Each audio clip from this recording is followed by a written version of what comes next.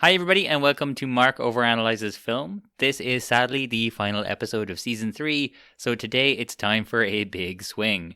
I'll be looking at maybe the greatest and maybe the most influential film of all time, 2001: A Space Odyssey. Before I begin, allow me to remind you that I am available for story coaching and reading at markoveranalyzesstory.com. 2001: A Space Odyssey was directed by the boy Stanley Kubrick, who co-wrote the screenplay with Arthur C. Clarke, and it should be noted that Kubrick and Clarke first co-wrote a treatment together based on a short story called The Sentinel, which Clarke had written years earlier. From that treatment then, unusually, Clarke wrote the novel at the same time as Kubrick worked on the screenplay and made the film. Now, to try to clarify some elements of the film, I'm going to be referring to Clarke's novel throughout, but it should be noted that it is commonly thought that there were real divergences in the two visions of the story, and so just because Clarke's novel appears to clarify something that happens in the film, that doesn't necessarily mean that his explanation is entirely accurate to Kubrick's vision. Now, there's a lot to get into with 2001: A Space Odyssey, but in many ways, because it's so elusive, my two biggest questions are really the fundamental questions that drive this podcast, and those are, what does the film mean, and how does it go about meaning it? 2001 is particularly challenging in this regard, I think, because normally you can chart the argument or lesson or meaning of a story by charting the decisions of the protagonist. But it's very difficult to pin down what decisions the protagonists are making here because so many of their decisions are kind of withheld from us or seem unimportant or quotidian in nature. One in that we do have, though, is 2001's apparent use of a traditional 5-act structure. So I'll be taking that approach to my overanalysis. Now, a 5-act structure is really a 3-act structure, but with the longer second act split into 3 chunks to help us better understand distinct segments of the story. The acts are 19 minutes, 34 minutes, 31 minutes, 29 minutes, and 22 minutes in length. So revolving around our third central act, the first 2 acts are a combined 53 minutes, and our final 2 are a combined 51 minutes. And in a runtime of 134 minutes, the midpoint of the film happens pretty much exactly halfway at minute 67. Pretty symmetrical, right? I draw attention to this because, well, it's a thing that can be observed in a lot of films, and it's reassuring to see that 2001 is so clearly playing within the realms of a usual structural sandbox. And if you think this all makes me sound like I'm a HAL-esque AI trying to understand human consciousness, well, you wouldn't be the first. So, with all that in mind, first I'll look at the fundamental features of the protagonist, and then I'll go through the main story beats by looking at the sequences and acts of the film. Then I'll talk about the main things I learned along the way, and then Dave will cut my higher brain functions without disturbing the purely automatic and regulatory systems. So, let's begin with the 5 questions about the protagonist. Question 1. Whose story is it? Or, who is the protagonist? As far as I can figure, 2001: A Space Odyssey is the first multi-protagonist story that I've done.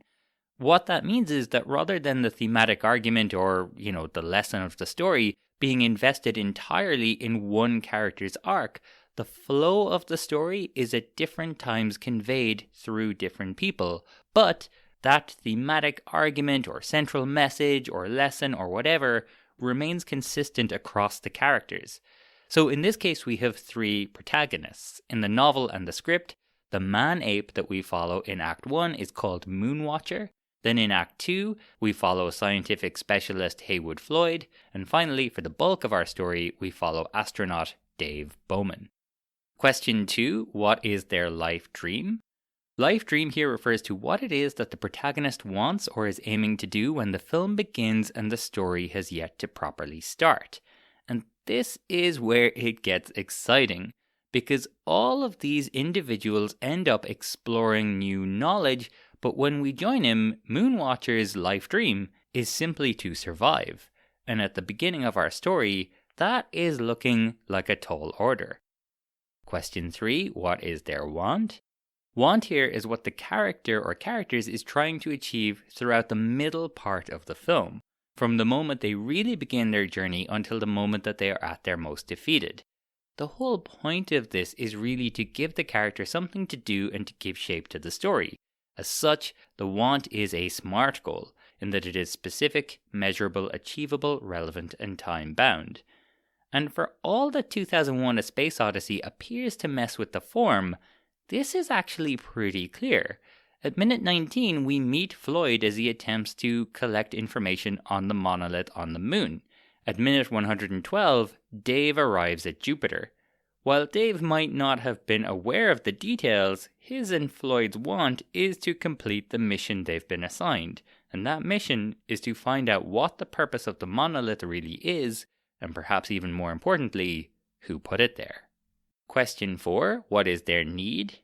Now, in what John York calls a three-dimensional story, wherein a protagonist needs to change, basically, need is the human quality or piece of wisdom that the character lacks at the beginning of the story.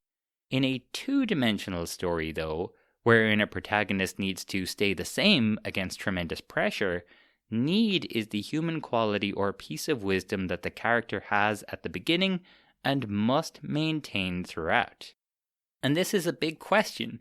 2001 A Space Odyssey is enigmatic to say the least, but if we keep things as simple as possible, we should be able to find a through line. If this is a three-dimensional story, we're really looking at what fundamentally changes from when we first meet Moonwatcher to when we finally leave David Bowman once he has been reborn as what is termed in the book, Starchild. Well, you could say that we have evolved, right? And some could say pretty convincingly that the structure of 2001 in 3 acts is pre-technology, with technology, and post-technology. But while that is outlined as a journey undertaken by the aliens in Clarke's novel, I just don't see that as the real core of the story, though it's potentially close to it. Again, it's certainly an element in Clarke's novel, but I wouldn't say it's the main thing. But my favorite theory is a two-dimensional one, and as we will see later, I believe this because of the film's midpoint. Now, Kubrick and Clarke were both atheists, in that they did not believe in what would be considered a religious kind of God. However, Clarke's most famous quote is probably, "Any sufficiently advanced technology is indistinguishable from magic." And in 2001 A Space Odyssey, he implicitly posits, "Any sufficiently advanced alien race is indistinguishable from God." And with this race acting in the place of a religious god, 2001 A Space Odyssey tells us that mankind was chosen because mankind has a special kind of capacity within us. If it weren't made by atheists, you might even call it a spark of the divine. In the 2001 novel, Clarke writes that as advanced beings, quote, had found nothing more precious than mind, they encouraged its dawning everywhere. These beings chose mankind because we had an unusual capacity for consciousness, for mind. The question is, how far can that go, and can we maintain it? Question 5. Do they get what they want and or what they need? Now, these do feel like somewhat trite questions in the face of the grandeur of a story like 2001 A Space Odyssey, but hopefully I'll show that the answer is yes on both counts. Now that I've attempted to answer the 5 key questions, let's have a look at 2001 A Space Odyssey's 5 acts and its sequences. There are traditionally 8 sequences or stages, you could say, in a film. A sequence is a combination of scenes that are tied together by having a single overriding dramatic question or tension, and they tend to be between 10 and 15 minutes in length. A good way to think about it is that every 10 to 15 minutes, the audience should be on some level asking themselves a different dramatic question. Now, normally that tension is invested in the protagonist, and we compose that tension in the form of a question like, can X accomplish Y? Then that question gets answered with a yes or a no, and we move on to the next tension as the protagonist moves on to their next short-term goal. One of the most curious things about how 2001 actually works, though, is that it is so bloody hard to tell what these tensions are, partly because the characters rarely communicate what their objectives are. That's why the HAL turning on the human stuff pops so much. It's really the only part of the film that is largely traditional. Dave Bowman is a protagonist with a clear set of short-term objectives fighting against clear external antagonistic forces. He will or will not succeed in terminating HAL. Now, there's so much to talk about here that I don't want to get too bogged down in this. For now, let me just say that we have 5 clear acts, and that each act has a protagonist with a clear objective. 1. Moonwatcher wants to survive. 2. Floyd wants to complete his mission of collecting information on the moon monolith. 3. Dave and Frank want to maintain the ship. 4. Dave wants to stop Hal from killing everyone. And finally 5. Dave wants to find out what awaits him at Jupiter and beyond the infinite. But enough already, let's get into it. First, let me ask a question. What is the first thing you hear when you watch 2001: A Space Odyssey? You might understandably assume that it's this.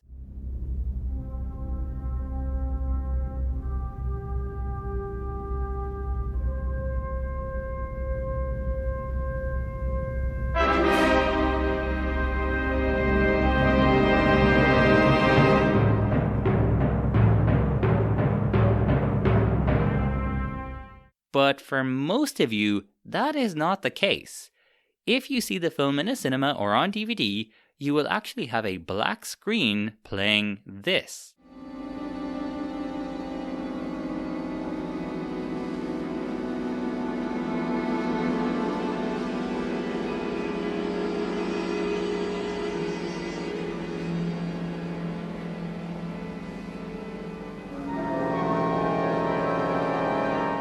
Now, I think that's important, but I'll talk about that more later. For now, Act 1 has our first 2 sequences, and the first one is always pretty much life as it is, or really in the case of 2001, life as it was. And life as it was really did suck. The desert is hot and dry, there's no food, there's not enough water, other clans are jerks, and just when you think you can happily mind your own business, a leopard attacks you and your friends leave you for dead. It is not looking good for Moonwatcher and his clan. And then suddenly, one morning, something changes. A monolith appears, and this is our inciting incident, or the event without which our story as it is would not happen. What the monolith represents has been the source of some debate, but as far as I'm concerned, it's actually pretty clear. It is either the device of an alien or some physical manifestation of an alien itself that has come to implant some kind of intellectual capacity within the man-ape, or perhaps more accurately, to act as a catalyst for that intellectual capacity within the man-ape. And with its arrival comes our first real tension. Will Moonwatcher's fortunes be changed by the monolith? And so at minute 11, we enter sequence 2. The man-apes poke and prod at the monolith, and something seems to happen to them. Soon, Moonwatcher is playing with some bones, and he picks one up and starts using it as a club. At that, the journey of the race is changed forever. The other animals are slaughtered and their meat devoured. With the added strength of both the weapon tools and a full belly, Moonwatcher and his clan then go and mark their territory at their favourite watering hole. You'll notice that when they do so, they are now more upright than the other man-ape clan. Moonwatcher clubs the opposing leader to death, and they are successful. Moonwatcher throws his bone weapon tool up in the air, and we have arguably the single greatest jump cut in cinema history. As the bone flies through the air in slow motion, we jump forward 3 or 4 million years to see man's most advanced weapon tools do likewise. Now, a quick note here. In the novel, Clark makes a note that Moonwatcher, with this revelation, is now essentially lord of all that he surveys. and there's a question raised of just what he will do with it. The line is then repeated for the Star Child as the very last line of the novel. But for now, Moonwatcher's fortunes most certainly were transformed by the monolith, and so we've answered our sequence and act tension, and at minute 19, we leave Moonwatcher behind as we leave Act 1, and we enter Act 2.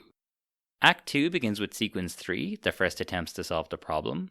This sequence always begins with a "what's the plan" scene, which tells the audience what the middle of the film is going to look like. And while 2001 is certainly ambiguous, it nevertheless does this quite clearly, because the majority of the next 100 minutes is going to be the day-to-day ennui of space travel and pleasantries on the way to something profound. And so we spend 5 minutes having Floyd's shuttle land on the space station. Once there, we have one of the most interesting aspects of the film, precisely because it's so boring. First, Floyd calls home and talks to his daughter about her birthday tomorrow. Now, there's a lot of birth stuff in 2001, it should be noted. A birthday or some kind of birth is referenced in just about every act of the film. Then, Floyd meets some Russian scientists, and most of what follows is day-to-day pleasantries. But we learn that there's been rumors of an outbreak of some kind on Clavius, and the Russians are concerned. But Floyd, the consummate politician, refuses to be drawn on it, and one Russian, who it should be noted is clearly a good friend of his, even though this was made during the height of the Cold War, moves the conversation along. Hi, Dr. Smyslow, but I'm really not at liberty to discuss this. I understand. But this epidemic could quite easily spread to our base. We should be given all the facts, Dr. Floyd. Yes, I know. As I said, I'm not at liberty to discuss it. Now, are you sure you won't change your mind about that drink? You can interpret this in two completely opposite ways, which is just so Kubrickian.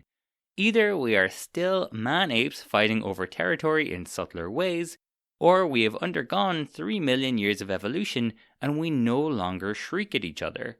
The Russians say that they just so happened to have a shuttle that needed emergency help passing by Clavius the other day. Was this a genuine chance or emergency, or an example of obvious spycraft? And there's a really small thing that once you notice it, kind of hard to unsee it. The male scientist who keeps pushing Floyd has an unusual habit of reaching for his glass with his middle finger. So twice it really looks like he's kind of giving Floyd the finger. It might really just be an unusual tick of the actor, but it feels so consistent with the overall kind of weird tension of the scene that I find it genuinely hard to tell. There can be no doubt, though, that this scene is in direct conversation with the last group scene that we saw 3 million years ago. And on that note, there's something else to consider as well. The second act in a 5-act structure is always defined by first a rejection and then finally an acceptance of the call to the protagonist's need. This acceptance can also be regarded as the protagonist's first unconscious move towards their need. It is unconscious because it's often in direct reaction to something and just simply not a conscious decision. So, what is the rejection of the call here?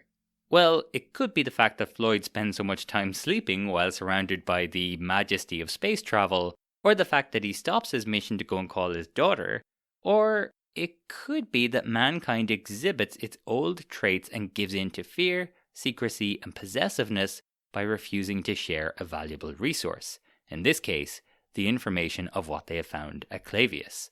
2001: A Space Odyssey is a journey to revelation, and at this point, Floyd is doing everything possible to hold back that revelation. Anyways, Floyd continues on his way to Clavius, famously reads some zero-gravity toilet instructions, and soon arrives in a striking meeting room where he sympathizes with the workers' negative views. And it is here, finally, 40 minutes into our film, that we discover what Floyd is actually doing here.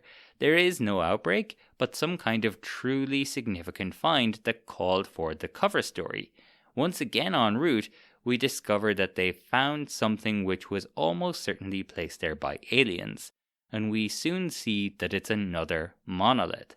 Now, it's not totally clear in the film, but in the book it states that the deliberately buried monolith springs into action once it is hit by the sun for the first time in millions of years.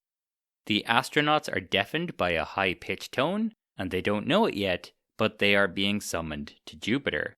Just like at the end of any second act in a 5-act structure, the protagonist makes their first unconscious move towards their need. We once again cut forward in time to 18 months later, so we know that they accept this summoning, or they accept the call to their need.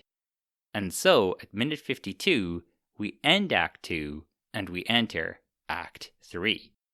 It's 18 months later, and we finally meet our main protagonist, Dave Bowman, his colleague Frank Poole, and perhaps the most iconic element of this most iconic film, Hal. This is either our 4th or 5th sequence, depending on how you want to think about it, and from the moment Hal says he never makes a mistake, we're pretty much waiting for something to go wrong. So something around that is probably our tension. While this is ticking away in the background, we see that Kubrick and Clark clearly invented the iPad, and there's a lot of passing the time. Now, personally, I'm inclined to think that 2001 spends so much time showing kind of boring day-to-day life stuff because it's sort of alienating in how it documents human life, the same as it documents the man-apes' lives. We see both doing the same stuff, eating and sleeping and occasionally dealing with potential threats. 2001 almost feels like a documentary about something that doesn't exist yet, and mankind itself feels like it's part of that documentary. But while that is going on, there is clearly something unsettling here as we watch these astronauts deal with being on a spaceship for 18 months on their own with nothing but an overly confident AI that is clearly passive-aggressively negging you. And apparently, if you really pay attention, there are signs that Hal is acting up. He makes some kind of mistake in his chess game with Frank, and then at minute 67, exactly halfway through our 144-minute runtime, we have 2001 A Space Odyssey's midpoint, or the protagonist's first conscious move towards their need. And this is one of the most discussed elements of the entire film. Hal makes conversation with Dave and raises the issue of the secrecy involved with the mission. Dave considers what is being asked of him, and after a moment responds, "You're working up your crew psychology report." And Hal responds that of course he is. And maybe I'm imagining it, but to me he sounds sheepish, and as soon as this happens, the thin end of the eventually murderous wedge hits. And the melodramatic touch of putting Doctors Hunter, Kimball, and Kaminsky aboard, already in hibernation after 4 months of separate training on their own. You're working up your crew psychology report. Of course I am. Sorry about this. I know it's a bit silly. Just a moment. Just a moment. I've just picked up a fault in the AE-35 unit. Hal has detected a fault which will eventually appear to not exist. In other words, he's made a mistake. Now again, there's a lot of interpretations of what is happening here and why, but if we go off of 2001 A Space Odyssey, the novel, Hal begins to malfunction here because he has been asked to essentially perform doublethink, and he is incapable of doing so. In his interview with the BBC, he used the curious phrase that no HAL 9000 has ever made a mistake, quote, or distorted information. But HAL has been instructed to withhold knowledge from Dave and Frank on the true nature of their mission, and in raising the issue with Dave, he has actively distorted the truth. As incredible as HAL is, he lacks something that human intelligence possesses. You could call it intuition, or perception, or even perhaps some kind of spark.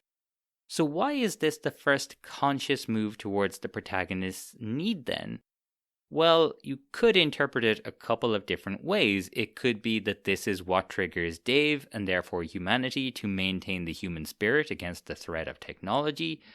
But when I boil this moment down to its core and relate it to the chess match that occurred just before it, there are two different types of intelligence, perhaps even consciousness, trying to understand the intentions of the other, and only one has the capacity to do so.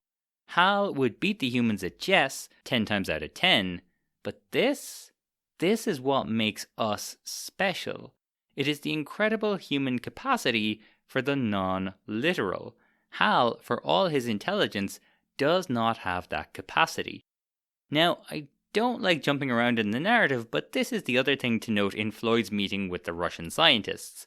Both parties know that they are concealing information, but both parties are able to compartmentalize it and see where the other is coming from, even if it is not necessarily for purely benign purposes.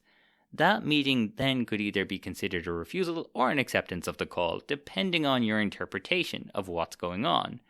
But I am really disappearing off into distant space here. We've had our midpoint, something has seemingly gone wrong, and so we enter sequence 5, the honeymoon sequence. The honeymoon sequence is so called because the protagonist has acted in accordance with their need, and so things generally go well for them for a while. Now, you could argue whether or not that is the case here, as Dave has to go out into space and collect an AE-35 unit that is not in fact faulty. He then organizes to chat to Frank in private in the pod, but of course, the big difference between this and the following act is that the humans have the intellectual or instinctive upper hand here. They know that something is up, even if nothing is being said or done explicitly. And they are proving it at this point. But then, of course, at minute 83, something is said explicitly about it. And we realize that Hal can read lips. The humans no longer have the upper hand, and they don't realize it. Dave and Frank's act objective was to maintain the ship, but we know now that that's not going to happen. Something has gone wrong. Things are about to take a turn for the worse, so after a brief intermission, we leave Act 3 and we enter Act 4, the bridge from the honeymoon to the low point. And this is the act that is not only the most traditional, but arguably the most iconic. This time, Frank goes out to reinstall the non-faulty AE-35 unit, and Hal, oh so creepily, turns the pod on him when he's not looking and murders him. It is disturbingly dispassionate and clinical. Dave rushes out without his helmet, which is a mistake, and while he's away, Hal murders the rest of the crew in their sleep. It really appears like man might not survive its machines. But Dave manages to re-enter manually. Gotta say, it's a good thing the Discovery was not designed by Apple. Then we have arguably some of the most amazing shots in cinematic history. Dave enters Hal's logic memory center, which just looks amazing. And not coincidentally to my mind, at the end of Act 4, it is specifically Hal's mind or consciousness that is lost. My mind is going.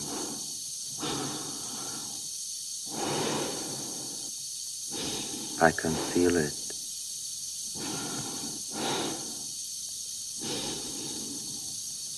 I can feel it.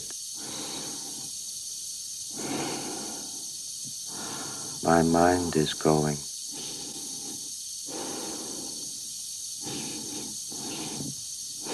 There is no question about it. But this triggers the reveal of the true purpose of the mission, that they are there to potentially meet aliens on Jupiter. Dave has defeated Hal and mankind's intelligence has defeated machines, but he is now alone and unsupported as he is about to encounter alien life for the first time. Just like at the end of so many fourth acts in a 5-act structure of two-dimensional stories, the protagonist and us finally have all the information at this point, but to successfully maintain the need in the face of this information seems impossible. And so at minute 112, with 22 minutes left, we enter 2001: A Space Odyssey's Act 5.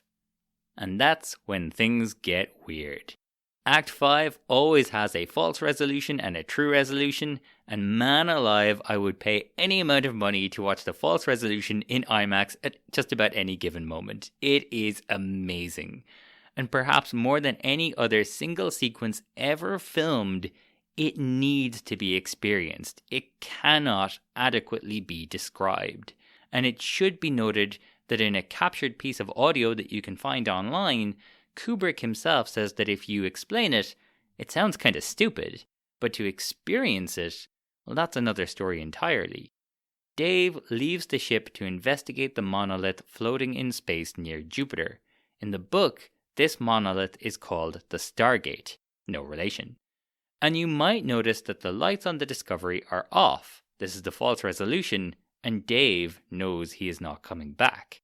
As he reaches the monolith, well, as a writer in The New Yorker puts it, it looks like he's shot through a rave going on in a birth canal. So what is actually going on here? Well, Dave is shot through space and possibly through dimensions, and you'll notice here there are actually a few different phases.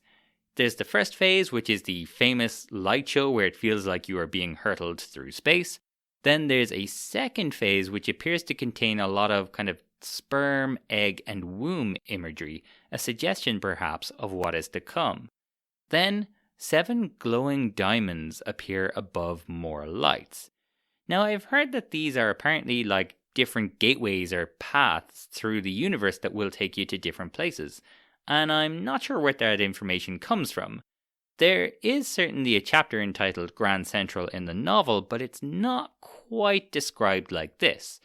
I always liked the idea that these glowing diamonds are some kind of visual manifestation of the alien consciousness, but that's just my own preference really. And that is because the next phase is where we begin to see the surface of planets that look like Earth, but with all the colours being wrong. Now, this once again could be further travel going on, which matches ideas in the book again. But again, I always like the idea that this is the alien consciousness attempting to understand Dave's mind and to copy his natural habitat and eventually his new room from his memory, which is why it looks like Earth, but it's all wrong because the consciousness can't really understand the human consciousness. And that leads to the end of the sequence. Even for an audience, this has been a pretty intense experience, and throughout it seems to have terrified and overwhelmed Dave completely. It would appear that it might be too much and that human consciousness might not survive the encounter. But then Dave, clearly suffering extreme trauma from the experience, arrives in a bizarre-looking room. And sure, he's traumatized, but Dave has survived. And so we enter 2001: A Space Odyssey's true resolution. I always think the next sequence is a little reminiscent of someone recovering from severe brain trauma, where there is a question of what someone can take in and if they can register time or changes. But whatever is going on, Dave begins to see himself as he quickly becomes older and older and older. Whether he is getting older at a normal rate but has lost all sense of time, or he is aging extremely rapidly, it doesn't really matter. What is clear, though, is that Dave Bowman is in a kind of human zoo. Again, this is clear from both the novel and also audio captured from Kubrick. He is being observed and perhaps tested by alien life. And the reason the room looks so odd is again that they have tried to copy a human habitat, but without truly understanding it, in the same way that humans would poorly attempt to recreate animal habitats in a zoo on Earth. And by the way, I'm stealing this point from another podcast. I'm really sorry I don't remember which one. But if you get the chance, you should look up the paintings in this room. They are really creepy because just like the room, they have an uncanny valley aspect to them. But however much time passes, Dave is soon on his deathbed and he reaches for something. And we see what that actually is. Another monolith. And just as the first monolith gifted man-apes with higher brain functions, this last monolith transforms Dave Bowman from death into a reincarnated Star Child. The Star Child returns to Earth, and as the incredible Thus Spoke Zarathustra plays again, he turns to look at us. Mankind has journeyed beyond the stars, encountered new unexplainable forms of consciousness, and transformed itself to be born anew. Mankind has encountered a revelation, and it has survived.